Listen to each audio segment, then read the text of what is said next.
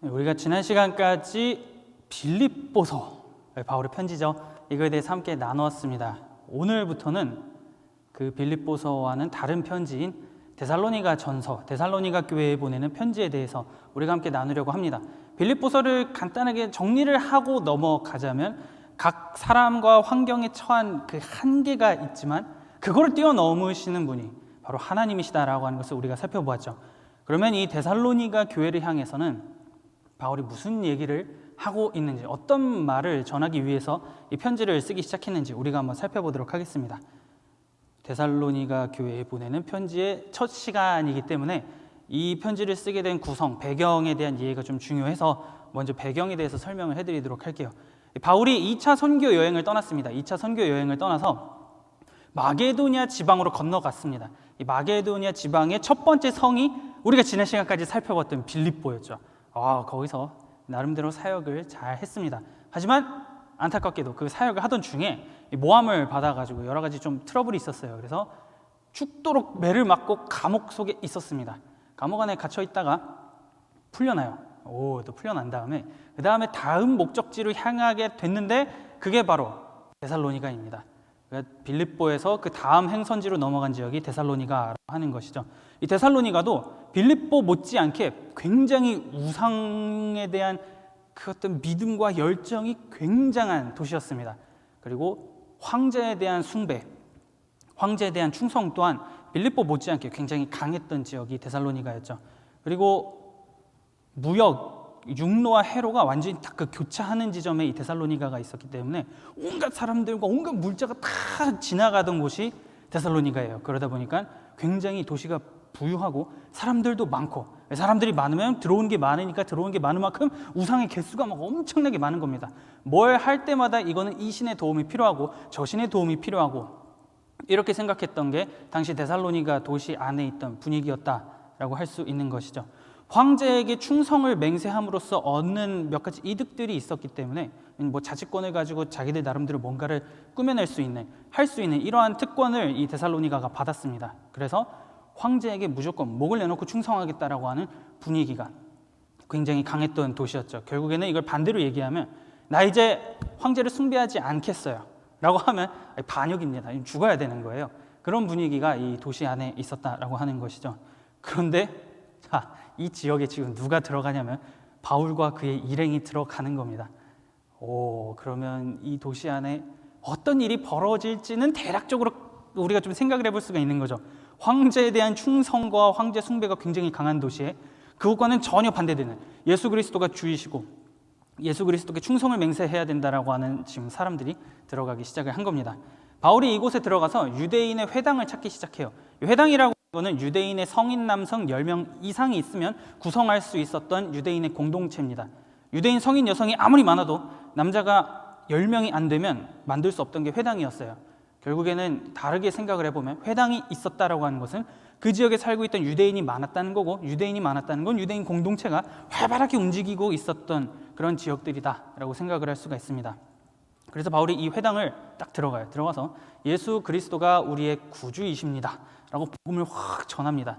그리고 많은 사람들이 믿어요. 막 헬라의 귀부인과 여러 많은 사람들이 막 믿기 시작을 합니다.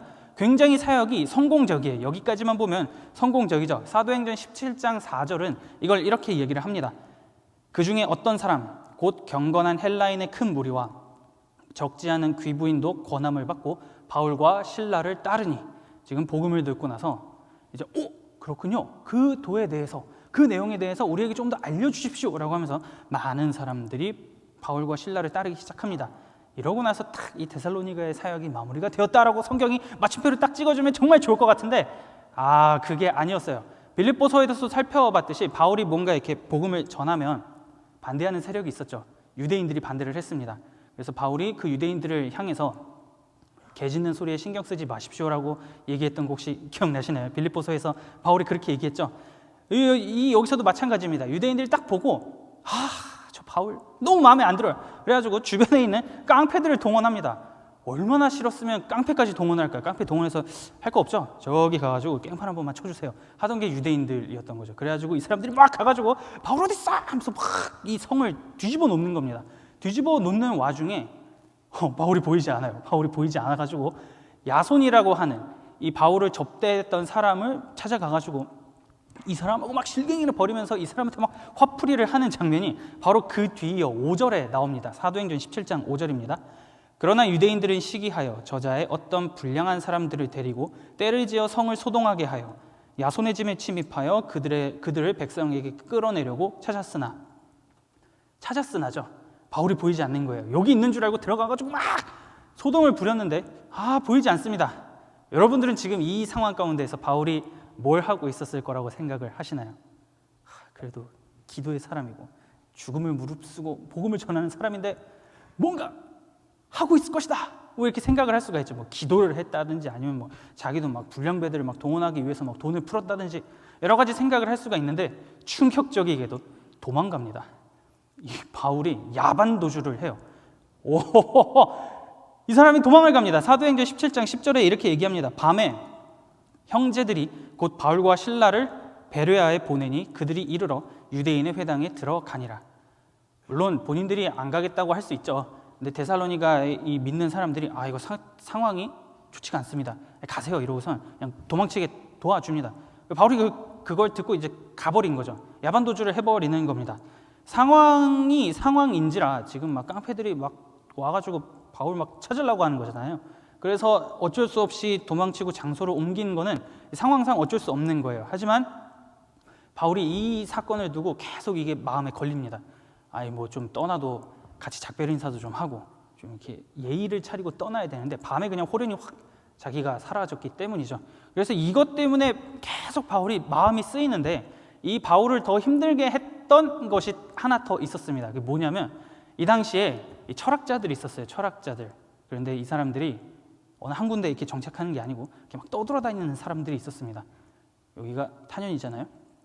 탄현에 어떤 철학자가 와가지고 막 가르침을 전해요. 그리고선 얼마 안 있다가 어디로 갈까요? 일산 동구자 저기 정발산으로 가요. 정발산으로 가서 막 뭐 철학을 전해요. 이런 식으로 이렇게 떠돌아다니는 철학자들이 있었습니다. 근데 이 사람들이 뭔가 이렇게 전하다가 자신이 전하는 내용에 대해서 시비가 걸리고 그것 때문에 좀 문제가 생기면 도망가 버리는 습성이 있었습니다. 이 떠돌이 철학자라고 하는 사람들이 이 지역 저 지역 다니는데 자기의 가르침에 뭔가 사람들이 시비를 걸면 야반도주 해버리는 도망가 버리는 성격이 있었어요. 거기다가 이 떠돌이 철학자들이 뭘 원했냐면 이 돈을 원했습니다. 나의 이 가르침을 들으면 그 어떤 돈 많은 사람들이 이거에 동조해가지고 나에게 돈을 주겠지? 라고 했던 사람들이 이 사람들이었습니다. 그래서 그냥 말 좀 몇 마디 하고 그들에게 좀 지원을 받고 이렇게 좀 놀고 먹으면서 탱자탱자 놀고 싶다라고 생각하던 사람들이 떠돌이 철학자들이었습니다. 누구하고 되게 유사하지 않아요? 바울이랑 행동이 너무 유사한 거예요. 자, 바울이 외지인이 지금 데살로니가라는 지역에 딱 와가지고 그리스도라고 하는 그 도를 막 전합니다. 복음을 전해요. 사람들이 이거 믿어요. 믿으니까 시비가 생겨요. 이 사람이 이거 해명할 생각을 하지 않고 도망가 버렸습니다. 사정을 모르고 그냥 겉에서 이렇게 주어진 상황만 딱 보면 완전히 떠돌이 철학자인 거예요. 그러면 데살로니가 교인들 입장에서도 잠깐만 이거 어디서 많이 본 건데? 해서 뭐 물론 전부는 아니겠지만 몇몇 사람들은 이것도 어디서 떠돌이 뭐 이상한 놈 하나 와가지고 우리를 이렇게 고통스럽게 했던 거구나 해서 바울이 전했던 그 복음을 완전히 휴지 조각, 쓰레기통에 박아 넣을 정도로 그런 걸로 생각했을 사람들이 있을 수 있다는 거죠. 그렇기 때문에 바울이 그것도 굉장히 염려한 겁니다. 예수 그리스도께서 이 땅 가운데 오셔서 우리의 모든 죄를 사하시고 십자가에 달리셔서 우리를 구원하신 그 놀라운 사건에 대한 얘기가 한낱 휴지 조각에 불과하게 되면 안 되잖아요. 근데 자기가 했던 행동은 떠돌이 철학자들이 했던 행동이랑 너무 똑같은 거예요. 그래서 이 두 가지를 놓고 바울이 굉장히 마음이 신경이 쓰입니다. 이거 어떡하지 하다가 안 되겠다 하고선 이 바울과 같이 다녔던 사람이 두 사람이 있습니다. 실라라고 하는 사람이랑 디모데 이 두 사람이 있는데요. 디모데라는 사람한테 저기 데살로니가에 좀 다시 좀 가보세요 라고 해서 디모데를 보내요. 그래가지고 디모데를 보낸 다음에 디모데가 어느 정도 시간을 가지고 있다가 바울에게 돌아옵니다. 바울이 이제 물어보겠죠. 거기 사람들 어떻게 지냅니까? 라고 했더니 디모데가 너무 열심히 살고 있습니다 라는 뜻밖의 답을 한 거예요. 온갖 이 떠돌이 철학자 취급을 받아가지고 복음을 사람들이 다 갖다 버렸을 줄 알고 바울이 그거에 대해서 걱정을 했는데, 이 데살로니가 사람들이 그거를 지키고 어려운 상황 가운데에서도 복음을 듣고 믿고 그리스도인처럼 살아가기 위해서 핍박에 대항하고 있다라고 하는 소식을 바울에게 전합니다. 바울이 데살로니가에서 이 깡패들이 막 난리를 폈기 때문에 사역을 길게 하지 못했어요. 많아봐야 몇 개월 정도밖에, 수개월밖에 사역을 못했기 때문에 뭐 성도들에 대한 어떤 교육이라든가 하나님이 어떤 분이신가에 대해서 이렇게 제대로 가르쳤을 상황이 아니었겠죠. 그런 상황 가운데서 자기가 도망쳤음에도 불구하고 성도들이 너무 열심히 그 복음을 지키고 싸우고 있는 그 소문을 듣습니다. 소식을 딱 듣고 그럼 되게 기쁜 거잖아요. 그래가지고 딱 붓을 들어가지고 편지를 쓰게 돼요. 그게 데살로니가를 향한 편지, 데살로니가서입니다. 근데 2번 보냅니다. 편지를 한 번만 보내는 게 아니고, 빌립보서는 한 번 보냈으니까 빌립보서인 거고요. 이 데살로니가에는 2번의 편지를 보내기 때문에 데살로니가 전서가 있고 바로 이어서 데살로니가 후서가 있습니다. 그래서 오늘부터 시작해서는 우리가 몇 주의 시간 동안 먼저 보낸 첫 번째 편지 데살로니가 전서에 대해서 같이 한번 살펴보도록 할게요. 그 예수님을 믿은 지 얼마 안 된 신생 공동체를 향해서 그리스도인에 대한 삶이 무엇인지, 예수 믿는 것이 무엇인지, 그리고 이들이 갖고 있던 질문이 어떤 것이었는가, 그리고 그것에 대해서 바울이 어떤 대답을 하는가, 이런 것들을 다루고 있는 게 데살로니가 전서입니다. 좀 배경 설명이 좀 길었죠. 근데 요거를 좀 알고 나서 이제 여러분들이 데살로니가라고 하는 그 편지를 읽으면 그때 뭔가 그 깽판, 뭐 도둑, 뭐 강도, 뭐 이런 거 이렇게 생각이 나실 것 같아요. 그러면은 어떤 내용인지 오늘 1장의 내용을 같이 한번 좀 살펴보도록 하겠습니다. 첫 번째로 바울은 데살로니가 교인들의 그 삶이 하나님으로부터 택함 받은 것이 분명하다라고 하면서 이 교인들을 격려하고 용기를 북돋아주기 시작을 합니다. 아까 전에 말씀을 드렸다시피 우상을 섬기는 게 굉장히 강했던 지역이었어요. 모든 신은 다 진짜고 가짜인 신이 단 하나도 없다라고 하는 것이 데살로니가 사람들의 생각이었습니다. 그런데 복음은 정반대죠. 모든 신이 다 가짜고 하나님만이 유일하시다라고 얘기를 하는 겁니다. 그러면 다신교의 세상 가운데에서는 이 복음을 믿는 사람들은 무신론자나 다름이 없는 거죠. 하나만 인정하고 나머지를 왜 다 인정 안 해? 니네는 뭐 무신론자나 마찬가지야 라고 하는 생각을 하기에 충분한 겁니다. 그리고 이 데살로니가 사람들이 좀 호전적이었던 사람인 것으로 보여요. 사도행전 17장 11절에 바울이 베레아로 넘어간 다음에 이런 말이 있습니다. 베레아에 있는 사람들은 데살로니가에 있는 사람들보다 더 너그러워서 간절한 마음으로 말씀을 받고 이것이 그러한가 하여 날마다 성경을 상고함으로, 이 어떤 사람, 어떤 민족성을 설명할 때 그냥 적으면 되지, 굳이 거기에 데살로니가에 있는 사람들보다 더 너그러운 게 베레아에 있는 사람들입니다. 굳이 적을 필요가 없잖아요. 근데 이거를 적었다라고 하는 거는 상당히 이 데살로니가의 사람들의 이 구성이 뭔가 호전적이고 공격적이고 이런 사람들이었을 가능성이 있다라고 하는 걸 이 기록을 통해서 살펴볼 수가 있습니다. 왜 그런가? 우리가 좀 추측을 해보면 황제한테 충성을 맹세한 거잖아요. 황제가 이게 무조건 충성을 맹세하고 황제 아닌 건 다 안 돼! 이제 이런 사람들이었기 때문에 어쩌면 어느 정도의 공격성과 이런 거를 가지고 있던 사람들이 데살로니가 사람들이었을 수 있어요.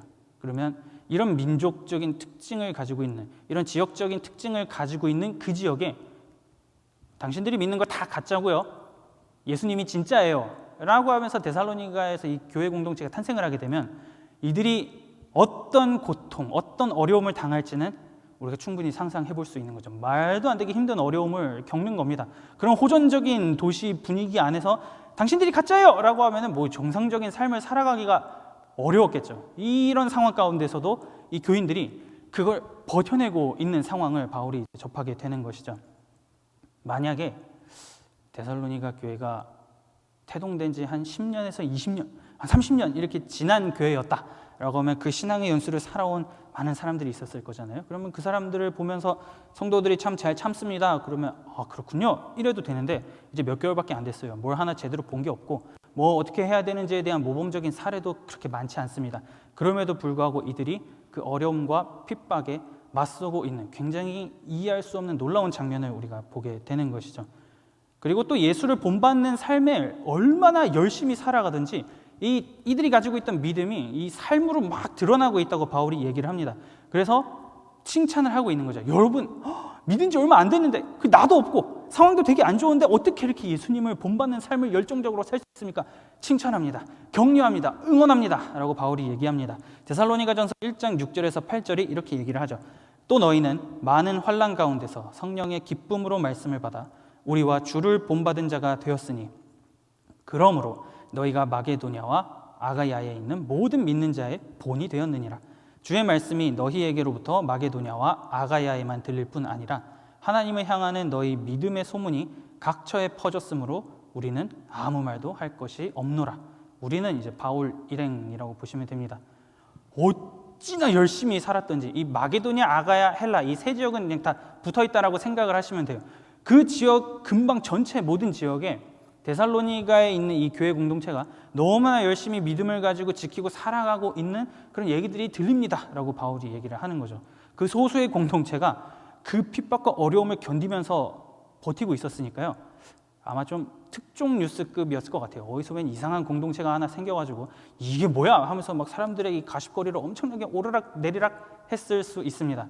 바울이 이제 이걸 듣고 여러분들이 그만큼 열심히 지키고 있기 때문에 여러분들을 칭찬합니다. 여러분들이 그리스도 예수의 본을 받아서 이렇게 열심히 살고 있는 그 소문이 바다하군요. 정말 대단합니다 라고 바울이 얘기를 하고 있는 거죠.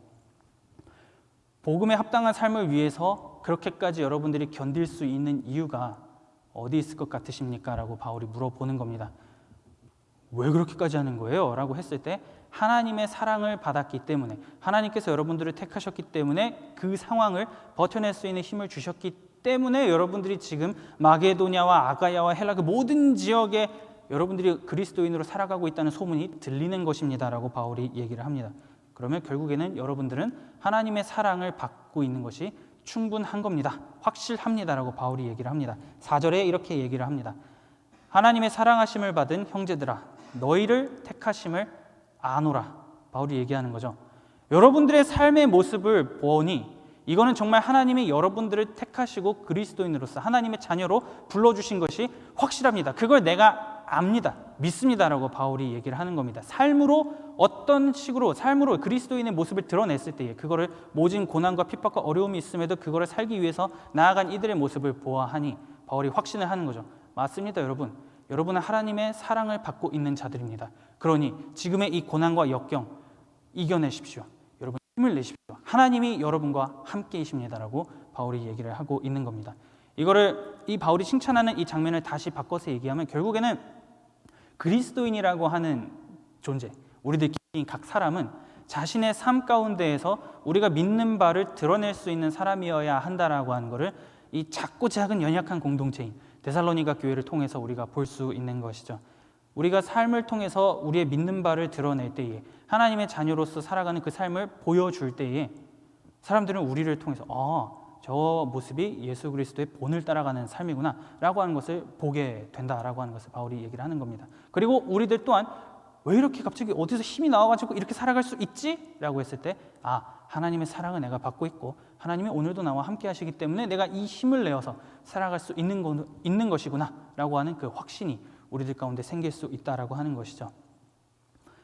어떻게 보면 데살로니가 교회의 이 교인들의 모습은 뒤집어서 얘기하면 오늘날 우리들하고 크게 별다른 차이가 없습니다. 사회에서 이 사람들은 굉장히 소수였어요. 우리도 마찬가지죠. 점점 아주 빠르게 사회에서 소수화가 되어가는 게 오늘날 우리들 그리스도인들입니다. 그러면 믿음을 지키고 그 믿음 가운데에서 하나님을 믿고 살아가는 게 이게 과거에 비해서는 쉽지 않아요. 좀 굉장히 어렵습니다. 그러나 그렇게 호전적이고 공격적인 특징을 가지고 있던 이 데살로니가 사람들을 변화시켜가지고 그 충성을 하나님께로 향한 것이 말씀이었다라고 하는 것을 이 데살로니가 교인들의 모습을 통해서 볼 때에 그 말씀이라고 하는 것은 우리가 매일마다 읽고 듣고 묵상하는 그 하나님의 말씀이라고 하는 것은 사람을 변화시킬 수 있는 능력이 충분하고 우리를 하나님의 자녀로 거듭나게 하는 능력이 있구나라고 하는 것을 우리가 이 교인들이 변화한 상황을 통해서 그리고 이들이 그렇게 버텨가는 상황을 통해서 알 수 있는 것이죠. 그래서 오늘날 우리들 또한 사회에서 소수화가 되어가고 있지만 그 말씀을 매일마다 좀 더 조금씩 가까이 하면서 이 말씀이 나를 변화시킬 수 있는 힘이 있다라고 하는 그 확신 가운데에 하나님과 더 동행할 수 있는 그러한 노력이 우리들에게도 필요하다. 이 데살로니가 교인들이 보여준 이 본이 오늘날 우리들에게도 요구된다라고 하는 것을 보게 됩니다. 두 번째로 바울은 최후 심판을 통해 우리의 명예를 하나님께서 다 회복시켜 주실 것이다 라고 얘기를 합니다. 아까 전에 설명드렸다시피 다신교 사회에서 유일신을 믿는다라는 것은 무신론이나 다름없다고 말씀을 드렸어요. 황제를 숭배하고 황제를 찬양하는 곳에서 황제는 신이 아닙니다라고 얘기하는 것도 굉장히 위험한 발언이라고 할 수가 있습니다. 데살로니가 도시 입장에서 데살로니가 교회는 이 도시의 수치였을 거예요. 지금 황제한테 충성을 맹세함으로써 이들이 얻는 것들이 있었을 거란 말이죠. 여러 가지 혜택들이 있는데 만약에 황제는 신이 아닙니다라고 하는 어떤 공동체가 생겼습니다. 폐하 어딘데? 데살로니가요. 라고 하면은 그동안 이 도시가 황제에게 쌓아왔던 그 모든 공적이 물거품이 되는 건 순식간이죠. 이거 잃어버리는 거는 이게 시간 문제입니다. 그러다 보니 도시 입장에서는 얘네를 어떻게든지 빨리 없애야 돼요. 그래서 이 황제를 막 추앙하지 않는다라고 하니 불손한 공동체를 빨리 없애야 후환이 없으니까 다시 황제에게 충성을 맹세하고 과거로 이전처럼 아름다운 도시로 돌아갈 수 있다라고 이 데살로니가 도시는 생각을 했을 거예요. 그렇기 때문에 도시 전체가 그냥 아주 이 교회를 밟아 없애기 위해서 전방위적인 공격을 하고 있었다라는 것을 보게 되는 것이죠. 빨리 이들을 없애면 없앨수록 그 시간이 빠를수록 황제에게 이 불손한 소문이 들어가지 않을 것이다라고 이 사람들이 생각을 했을 겁니다. 바울은 그러나 그런 상황들 가운데에서 여러분들이 우상을 버리고 하나님께로 돌아온 것 그 자체가 여러분들은 도시의 수치가 아니고 도시의 영광이자 명예입니다라고 바울이 얘기를 합니다. 9절에 이렇게 얘기를 해요. 그들이 우리에 대하여 스스로 말하기를 우리가 어떻게 너희 가운데에 들어갔는지와 너희가 어떻게 우상을 버리고 하나님께로 돌아와서 살아계시고 참되신 하나님을 섬기는지와.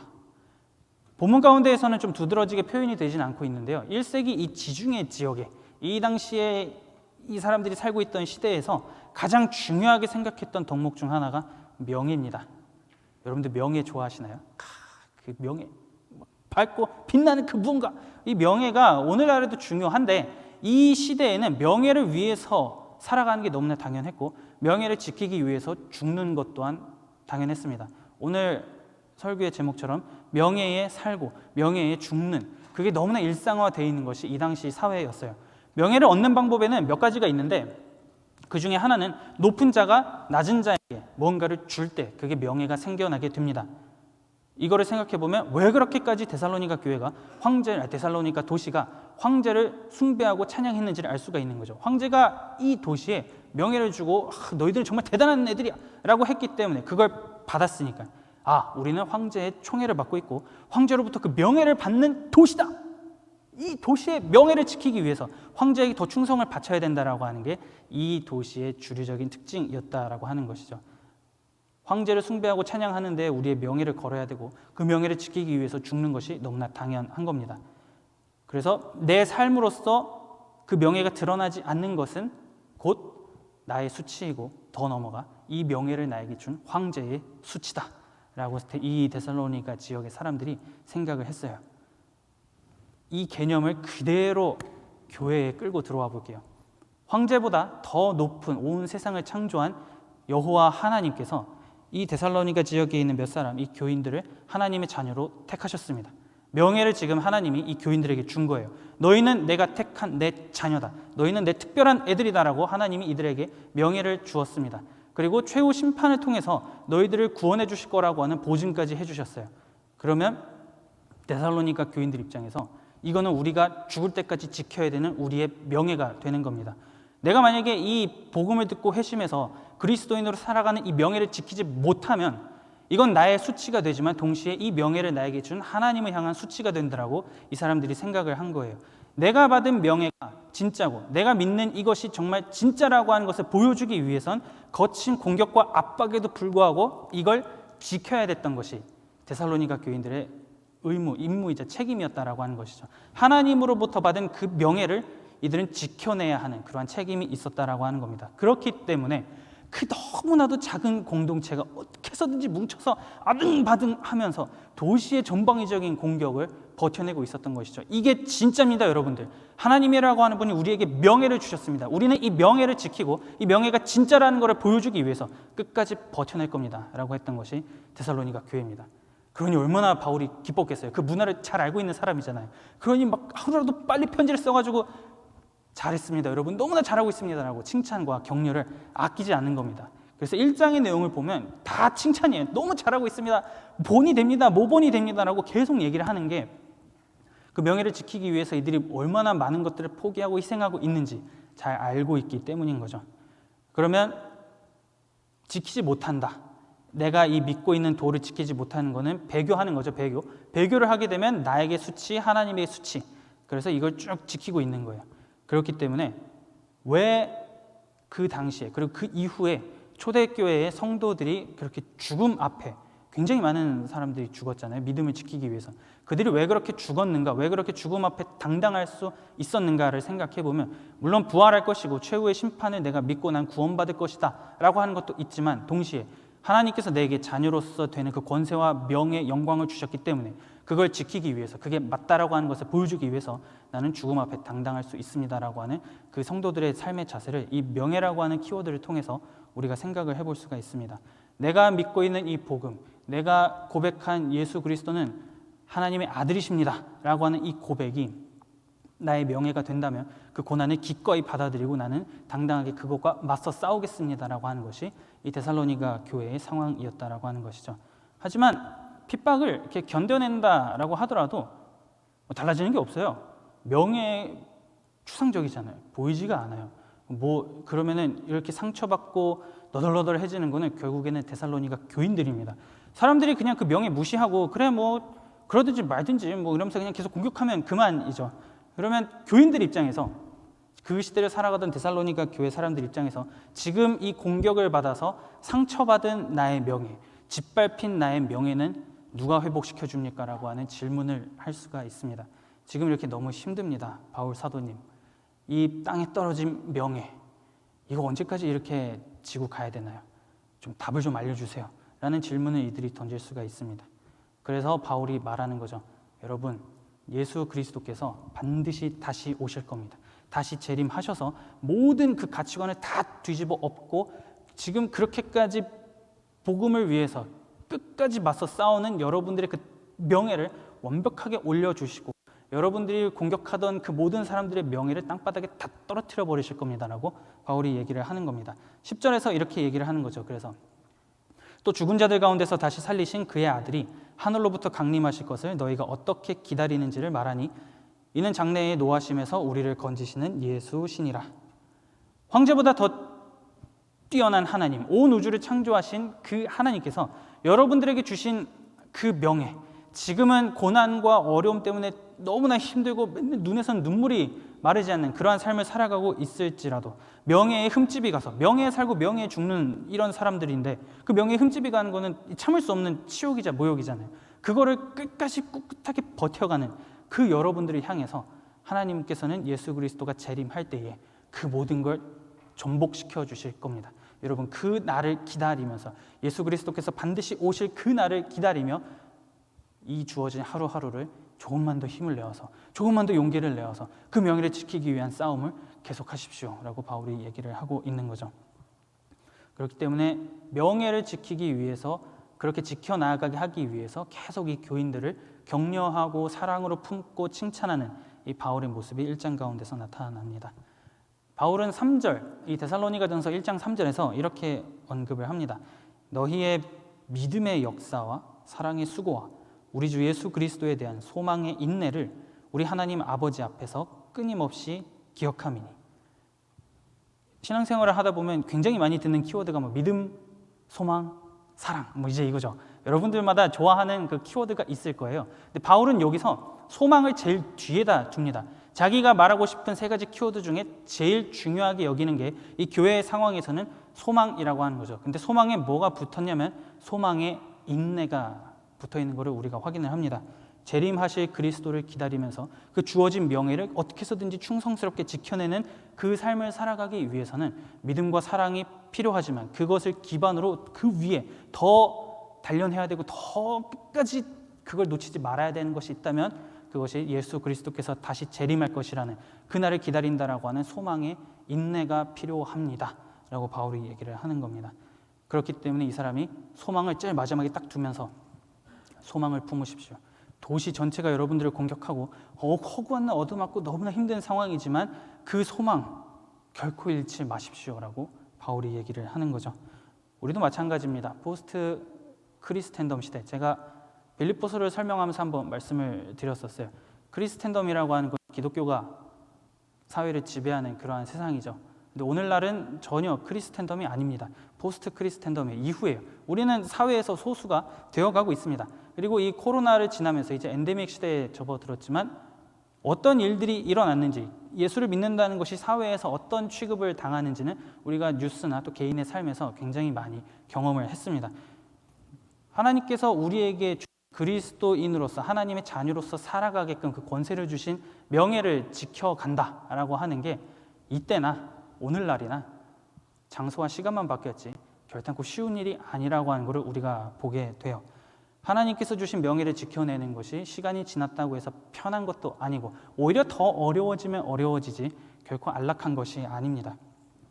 그렇기 때문에 오늘을 살아가는 우리들에게도 믿음과 사랑이 중요하고 이것이 필요한 것도 맞지만 이 지금 데살로니가 교인들이 품어야 됐던 것, 소망의 인내가 오늘을 살아가는 우리들에게도 굉장히 필요한 덕목이라고 생각을 해요. 예수 그리스도께서 다시 이 땅 가운데 오셔서 그 마지막 심판을 통해서 모든 것을 바꿔주실 그 날을 기다리는 그 소망, 다시 오실 것이라고 하는 그것이 우리들에게도 필요하다. 우리가 그것을 믿고 있어야 된다라고 하는 것을 생각을 할 수 있으면 좋겠습니다. 그거를 다시 받아들일 수 있으면 좋겠어요. 시간이 너무 지났기 때문에 오시는 게 맞아? 라고 생각을 할 수가 있습니다. 2000년이라고 하는 너무나 긴 시간이 지났기 때문에요. 그러나 약속을 하신 하나님께서는 반드시 다시 재림을 하실 겁니다. 예수 그리스도께서는 하나님만 아시는 시간이니까 반드시 오실 거예요. 그렇기 때문에 그분을 믿는 우리들, 그리고 그분이 우리에게 주신 그 명예를 이 땅 가운데서 지켜내며 살아가는 오늘날 우리들은 다시 오실 것이라고 하는 소망을 가지고 하루하루를 살아나가야 된다라고 하는 게 우리들에게 필요합니다. 그래서 하나님께서는 그 마지막 날에 지금 여러분들이 우리 모두가 삶을 살면서 예수를 믿는다라고 하는 그 하나 때문에 괜히 좀 더 시비 받고 괜히 더 욕을 먹고 하는 그 모든 상황들 가운데에서 우리들의 상처받은 그 명예, 상처받은 그 모든 것들을 결국엔 하나님께서 다 갚아주시고 다 뒤엎어주겠다라고 하는 그 약속, 그것이 재림의 때에 이루어질 것이다 라고 하는 것을 우리가 믿고 하루하루를 살아갈 수 있으면 좋겠습니다. 그래서 오늘도 내일도 하루하루를 살아갈 때 그 명예를 지키기 위한 싸움을 계속할 때에 믿음의 역사, 사랑의 수고, 그리고 그 위에 소망의 인내를 품고 주어진 하나님께서 나에게 주신 그 삶의 영역 가운데에서 그리스도인으로서 다시 오실 예수 그리스도를 기다리는 그 소망으로 하루하루를 살아나갈 수 있는 저와 여러분들이 될 수 있기를 마음 다해 축복합니다.